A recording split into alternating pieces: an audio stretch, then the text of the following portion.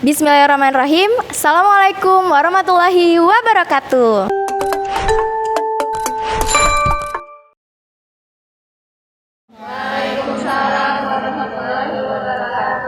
Kembali lagi di Bincang Prisma. Yeay. Pada episode kali ini, saya selaku MC Putih Andam akan mengajak teman-teman nih untuk ngobrol-ngobrol seputar wanita.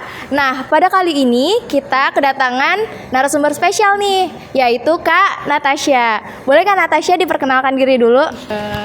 Ya, Assalamualaikum warahmatullahi wabarakatuh. Waalaikumsalam warahmatullahi wabarakatuh. Perkenalkan, nama saya Natasha. Natasha aja deh. Natasha aja. Terus udah itu aja. Pernah mondok di mana? Sebelumnya pernah mondok di Sragen, Jawa Tengah. Darul Wihdah. Di sana 7 tahun. Lama banget ya. 7 tahun sama ngabdi sih, 6 tahunnya belajar, 7 tahunnya ngabdi. Udah gitu aja. Oke, makasih. Jadi tadi perkenalan singkat dari Kak Tasya ya. Jadi saya ulangi lagi. Narasumber kita pada malam hari ini adalah Kak Tasya. Kak Tasya itu pernah mondok di Darul Wihdah selama 7 tahun nih teman-teman. Jadi insya Allah ya, maksudnya pengetahuannya nggak diragukan lagi insya Allah. Nah, mungkin kita langsung ke pertanyaan aja kali ya. Jadi saya udah mengumpulkan beberapa pertanyaan dari teman-teman sekalian yang akan ditanyakan kepada Kak Tasya. Nah, pertanyaan pertama nih Kak Tasya. Kita kan sebagai wanita sering banget nih ragu terhadap fase haid. Nah, sebenarnya waktu fase haid itu berapa lama sih Kak Tasya? Hitungannya seperti apa sih? Karena kan kita suka ragu ya. Kalau misalnya kita haid sehari, itu tuh termasuk darah haid nggak sih? Atau beberapa jam itu termasuk darah haid nggak sih? Gitu. Silakan Kak Tasya. Bismillahirrahmanirrahim. Jadi insya Allah kalau misalnya haid itu jangka waktu, perkenalan darah dulu deh. Darah tuh ada 3.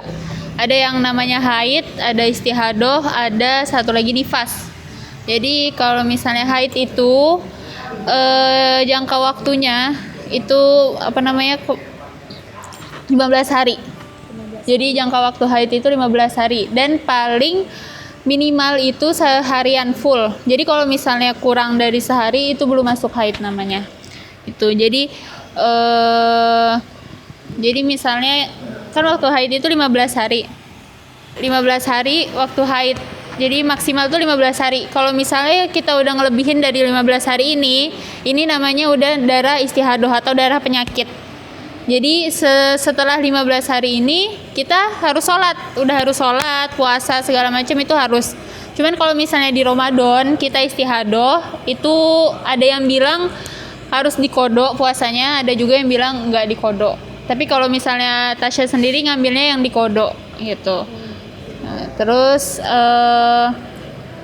tadi kan waktu minimalnya itu 1 hari full ya, 24 jam. Jadi kalau misalnya kita cuman keluar darah 3 jam nih, nah itu bisa dibilang istihadoh. Terus ada juga yang bilang kita harus mandi wajib, ada yang bilang nggak harus mandi wajib karena itu bukan haid kan, itu istihadoh gitu. Sama apa lagi? Terus ada yang namanya istihadoh kan, dia selain waktu haid ya. Terus juga jangka waktu kita suci itu 15 hari. Jadi dari kita udah haid, terus kita mandi suci nih, kita mandi besar. Setelah mandi besar itu waktu kita suci, maksudnya nggak haid itu 15 hari. Jadi sebelum 15 hari, misalnya setelah kita mandi suci, seminggu setelah kita mandi suci keluar lagi nih darah. Nah itu masih masuk istihadoh karena belum masuk 15 hari. Itu. Kebelibet nggak? 15 harinya. Pokoknya jadi waktu haid 15 hari, waktu suci kita 15 hari gitu kan. Terus sama tadi ada yang namanya nifas. Nifas itu setelah melahirkan biasanya, ya kan, darah yang keluar setelah melahirkan. Waktu paling singkatnya itu ya setelah melahirkan udah nggak ada darah lagi. Cuman waktu biasanya 40 hari. Biasanya nifas itu 40 hari, waktu maksimalnya 60 hari. Jadi setelah waktu 60 hari masih keluar, itu dia masuk ke istihadoh. Jadi masuk ke istiadoh, jadi udah harus sholat. Dan kita kayak bersuci biasa. Jadi sebelum sholat, kalau misalnya kita lagi istiadoh, kita istinja, ganti pembalut ya, ganti segala macam. Pokoknya bersih-bersih, wudhu, dan kita sholat gitu. Terus ada yang bilang kayak ada yang bilang kalau misalnya kita wudhu langsung sholat, terus pas sholat keluar darahnya, itu nggak apa-apa. Cuman ada juga yang bilang harus ngulang. Ada yang bilang asalkan jangan ngomong gitu. Dari habis wudhu kita langsung sholat, kalau misalnya keluar darahnya nggak apa-apa. Tapi kalau misalnya kita habis wudhu, kita ngomong, terus keluar darah, itu harus wudhu lagi. Harus bersuci lagi, harus istinja lagi, harus ganti pembalut lagi. Pokoknya harus bersih-bersih lagi. Itu, kalau itu. Masya Allah, penjelasannya luar biasa ya teman-teman, semoga bisa dipahami. Nah, berbicara tentang mandi besar nih Kak Tasya. Tadi kan Kak Tasya sempat nyinggung masalah mandi besar. Gimana sih tata cara mandi besar yang baik gitu? Mungkin bisa di-sharing ke kita-kita. Jadi mandi besar itu pertamanya sunahnya itu disunahkan berwudu ya. Berwudu sebelum mandi. Istinja dulu. Kita istinja, bersihin segala macam. Lalu kita cuci tangan, baru kita berwudu. Disunahkan untuk berwudu sebelum mandi. Terus pertama kali niatnya udah pada tahu belum? Niatnya itu nawaitu gusla lirofil adasil akbari minal haidi. Kalau misalnya kita haid, kita baca minal haidi. Atau kalau nifas minan nifasi. Jadi minal haidi lillahi ta'ala. Jadi nawaitu gusla lirofil hadasil akbar. Rofil hadasil akbar. Jadi hadas besar. Rofil hadasil akbari minal haidi lillahi ta'ala gitu. Tapi cuman kalau misalnya mau baca yang penting itu nawaitu gusla lirofil hadasil akbar.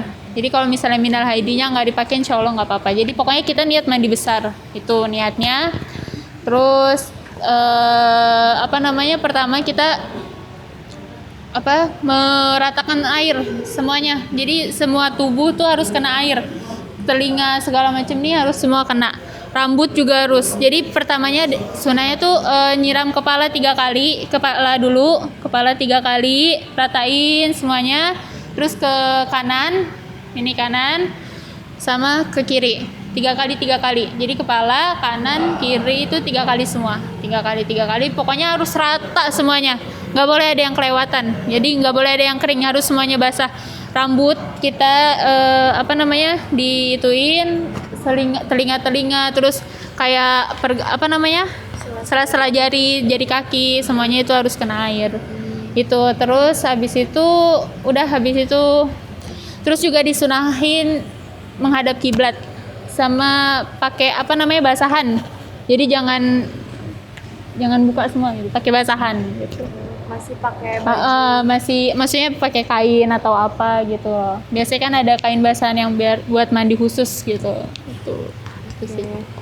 Makasih banyak Kak Tasya atas penjelasannya. Mungkin dari teman-teman udah dipahami ya, insya Allah.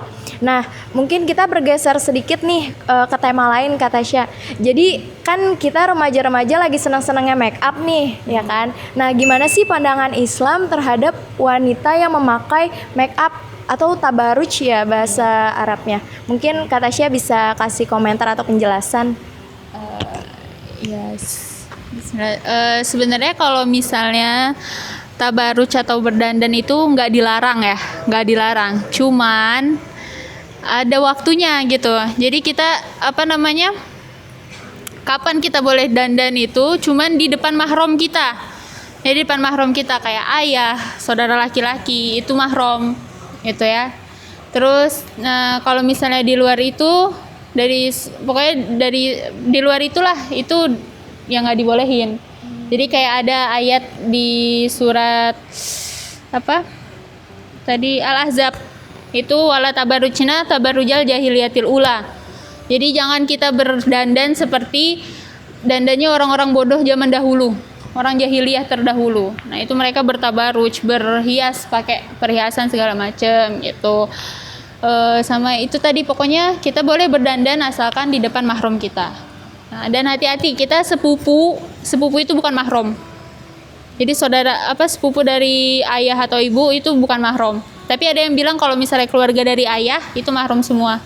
maupun apapun itu, sama ya itu ya tabarujna itu jangan sama pakai parfum juga hati-hati. Pokoknya kalau misalnya nih kita pakai parfum keluar rumah, dulu ada cerita siapa ya, Astagfirullahaladzim, apa Ana lupa siapa, pokoknya jadi waktu itu ada yang pakai parfum keluar rumah perempuan dan itu dilaknat sama Rasulullah penzina 3 kali. Jadi penzina gitu. Jadi jangan sampai kita pakai parfum wangi-wangian kecium sama laki-laki yang bukan mahram kita gitu. Jadi itu sih. Kalau di rumah, kalau di ini nggak apa-apa. Terus jadi sampai ada yang bilang kalau misalnya parfum laki-laki itu yang warnanya tidak terlalu pekat tapi wanginya lebih harum. Ada yang bilang terus kalau misalnya perempuan dia warnanya pekat tapi nggak begitu harum gitu. Nah terus ada yang bilang kalau misalnya parfum kita tuh kunyit, ada yang bilang kunyit gitu karena warnanya pekat kan dia. Nah tapi itu zaman dulu lah ya, itu zaman gitu. Nah, untuk pertanyaan terakhir nih Kak Tasya. Jadi kan banyak nih teman-teman yang masih bingung nih sebenarnya aurat wanita itu dari mana sampai mana sih? Apakah kaki itu aurat gitu kan? Itu kan kadang kita masih bingung ya. Aurat kita tuh dari mana sampai mana sih gitu. Mungkin bisa dikasih penjelasannya nih dari Kak Tasya. Silakan Kak Tasya. Bismillahirrahmanirrahim. Jadi kalau misalnya khusus buat kaki ya, kaki itu aurat.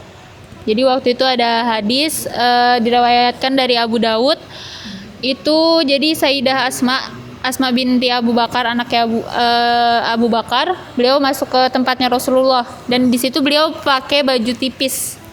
Nah, terus Rasulullah SAW bersabda ke beliau kalau misalnya aurat wanita yang udah masuk haid, udah balik itu semuanya kecuali telapak tangan sama muka. Jadi selain telapak tangan sama muka, wanita itu semuanya aurat gitu. Jadi kaos kaki itu wajib. Kaki itu aurat gitu. Itu wajib ditutupi gitu. Oke. Mungkin yang tadi itu adalah pertanyaan terakhir ya teman-teman. Tapi mungkin kalau misalnya teman-teman masih ada pertanyaan, bisa ditanyakan di lain waktu ke Kak Tasya atau ke ustadz-ustadz lain. Pokoknya jangan sampai kita malas untuk bertanya dan nggak mau untuk belajar gitu. Karena banyak hal di dunia ini yang harus lebih dieksplor lagi. Betul? Oke, mungkin segitu aja ya. Terima kasih Kak Tasya atas sharing-sharing ilmunya, seru banget dan ilmunya bermanfaat banget nih buat kita. Nah, saya selaku MC izin undur diri. Mohon maaf apabila masih banyak kekurangan, masih banyak kesalahan. Terima kasih. Wassalamualaikum warahmatullahi wabarakatuh. Waalaikumsalam.